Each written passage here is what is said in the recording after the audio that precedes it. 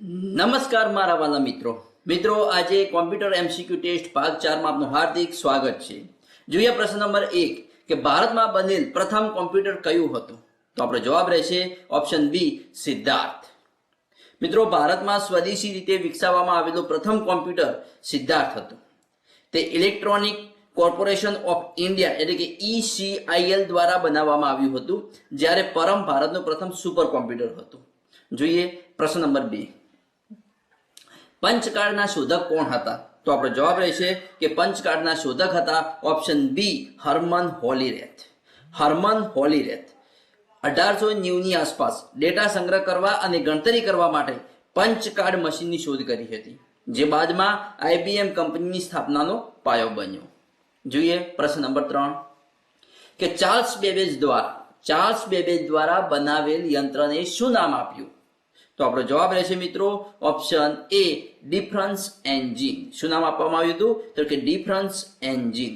Charles બેબેજે 1822 માં ગણતરીઓ કરવા માટે એક યાંત્રિક મોડેલ તૈયાર કર્યું હતું, જેને ડિફરન્સ એન્જિન નામ આપવામાં આવ્યું હતું। જોઈએ આગળનો પ્રશ્ન નંબર 4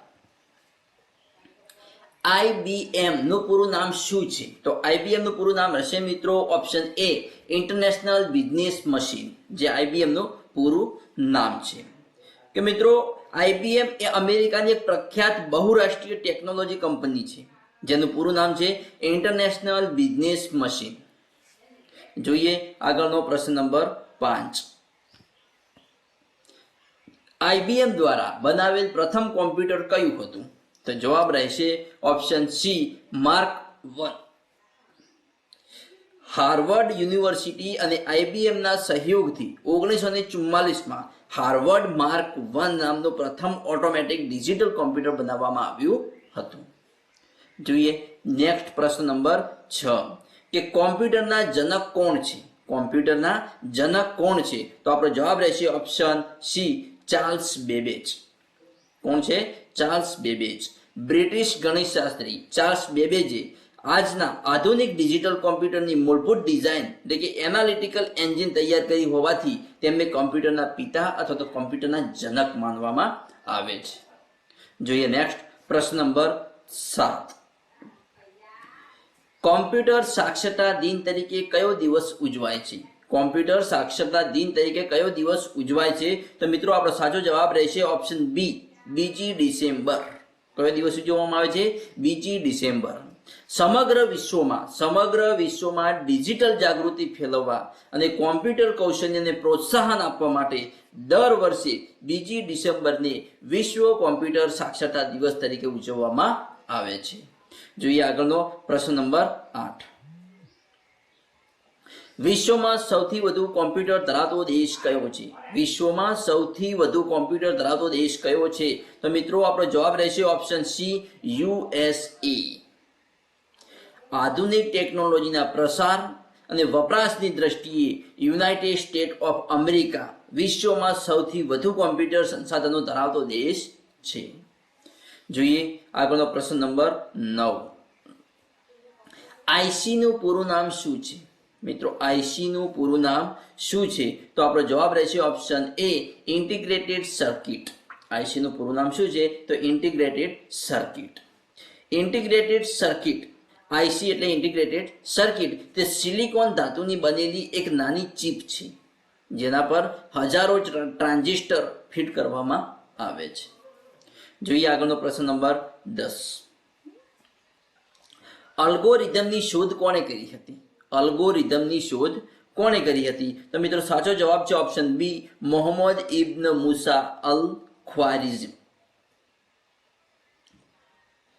મિત્રો 9મી સદીના પર્શિયન ગણિતશાસ્ત્રી અલ ખ્વારિઝમીએ ગણિતના સ્ટેપ બાય સ્ટેપ નિયમો આપ્યા હતા, અને તેમના નામ પરથી જ અલ્ગોરિધમ શબ્દ ઉતરી આવ્યો છે।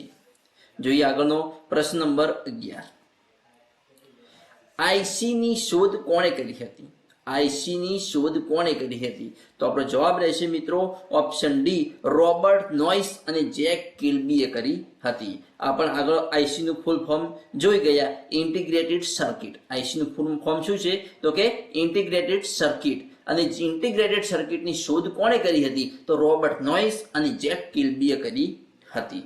રોબર્ટ નોઇસ અને જેક કિલ્બી 1958 અને 59માં જેક કિલ્બી અને રોબર્ટ નોઇસ દ્વારા સંયુક્ત અને અલગ પ્રયાસોથી ઇન્ટિગ્રેટેડ સર્કિટ એટલે કે આઈસીની શોધ કરવામાં આવી હતી.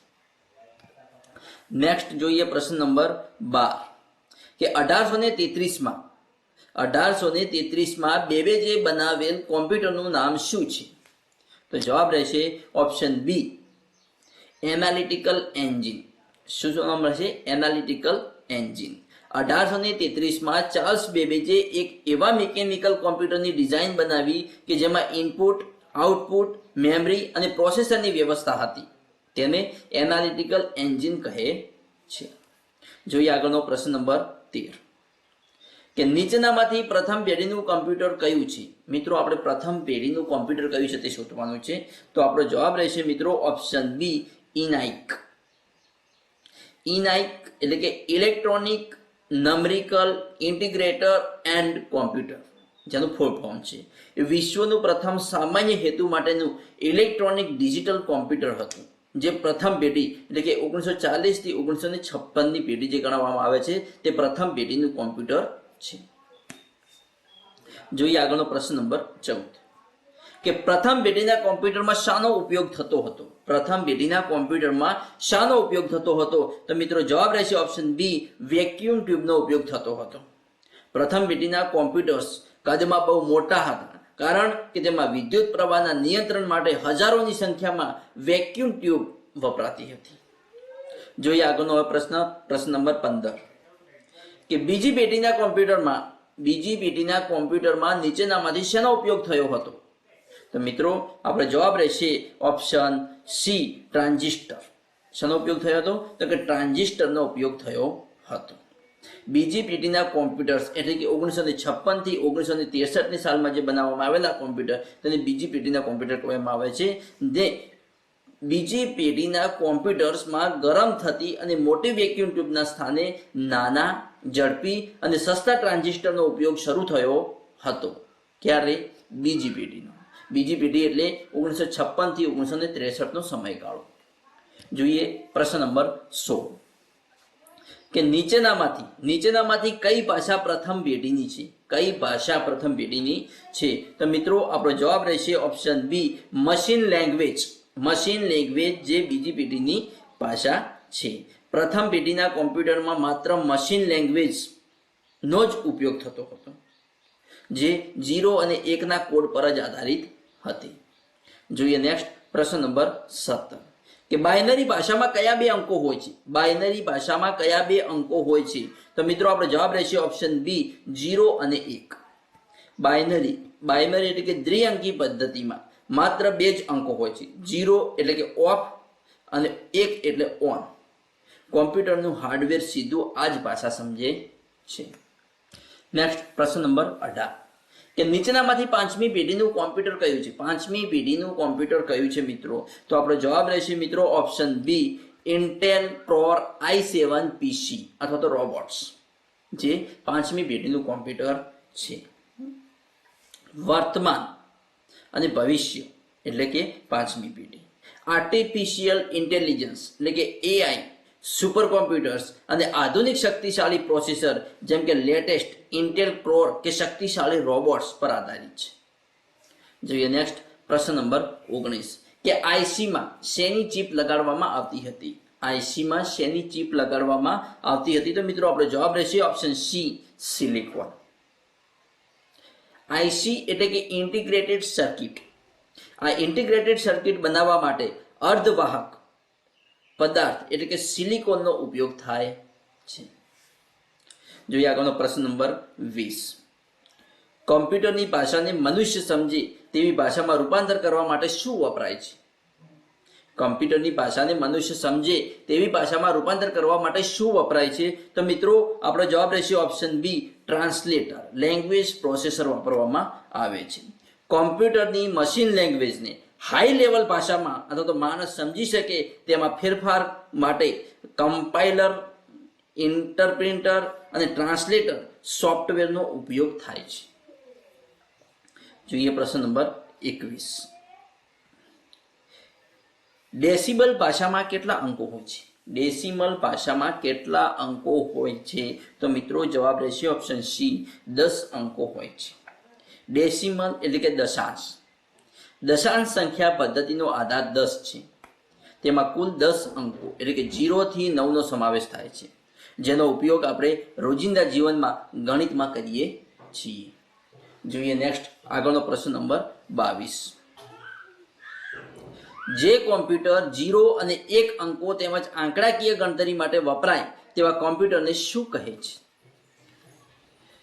જે કોમ્પ્યુટર 0 અને 1 અંકો તેમજ આંકડાકીય ગણતરી માટે વપરાય તેવા કોમ્પ્યુટરને શું કહે છે? તો મિત્રો જવાબ રહેશે આપણો ઓપ્શન બી, ડિજિટલ કોમ્પ્યુટર કહેવામાં આવે છે.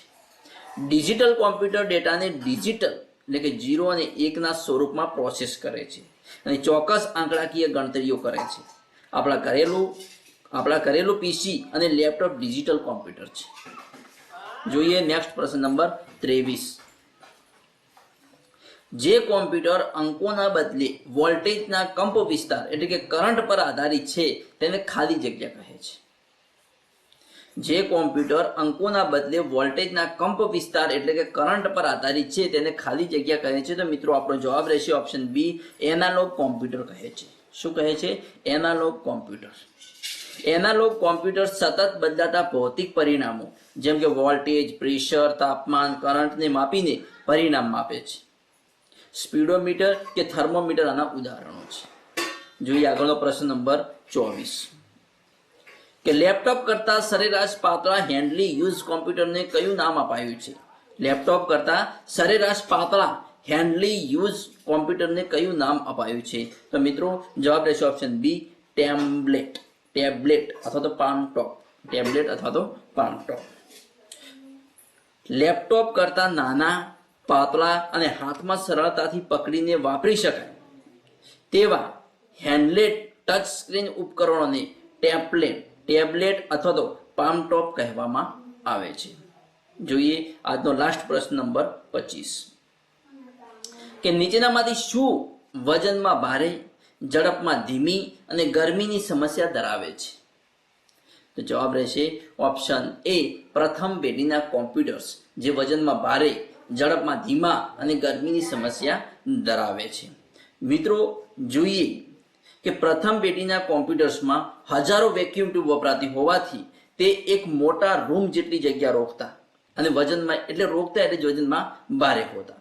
પ્રોસેસિંગમાં ધીમા હતા અને પુષ્કળ ગરમી પેદા કરતા હોવાથી તેને ઠંડા રાખવા એર કન્ડિશનર અથવા તો એસીની પણ જરૂર પડતી હતી. તો મિત્રો આ હતા કોમ્પ્યુટરના મોસ્ટ આઈએમપી 25 પ્રશ્નો. આવતો નેક્સ્ટ ભાગ 5 જોવા ચેનલને સબસ્ક્રાઇબ કરવાનું અને તમારા મિત્રો સાથે લિંક શેર કરવાનું ના ભૂલતા. Thanks for watching my video. જય હિન્દ, જય ભારત.